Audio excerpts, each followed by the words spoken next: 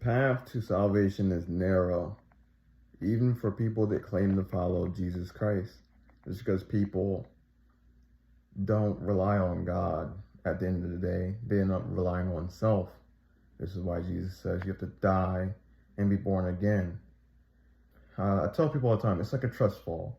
And the reason why I say it's a trust fall is because we're used to ourselves. We're used to, I have to do this. I am the ruler of my life. That is what we're used to. This is why I keep saying it's a trust fall. You have to get out of yourself. It's not about knowing everything. Most people's minds get in the way.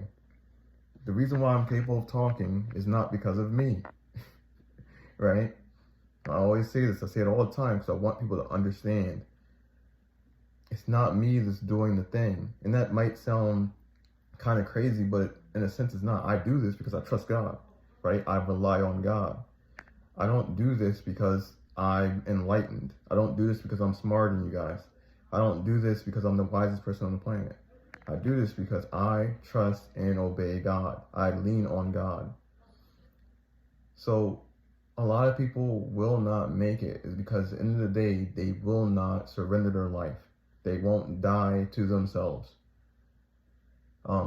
It's going to be hard for people. I remember I was talking to a Hindu once, and me and him were having a really good conversation. And God said I had the gift of understanding. So I can understand where he's coming from. He even gave me a list of things to read so I can understand it a little bit better. And I told him I'd read them. The problem is, it doesn't matter what I think. And this is where me and him are going to part ways. If God tells me something, I'm going to believe God. And God told me the reason why me and him were conflicted is because he was stuck in generational belief. People don't realize I was not a Christian because everyone else around me is Christian. I'm not Christian because my family was Christian. I became Christian because, one, it aligned with certain things in my life, and then God proved himself in that faith. So it's not necessarily God doing something as well. It's hard to explain. It's like when you experience God, you know. It's not about what you think. It's not about how you feel. It's not about, like, if I'm a very honest person. I'm not one that lies to myself to suit a lifestyle that I want. I align myself to what's true.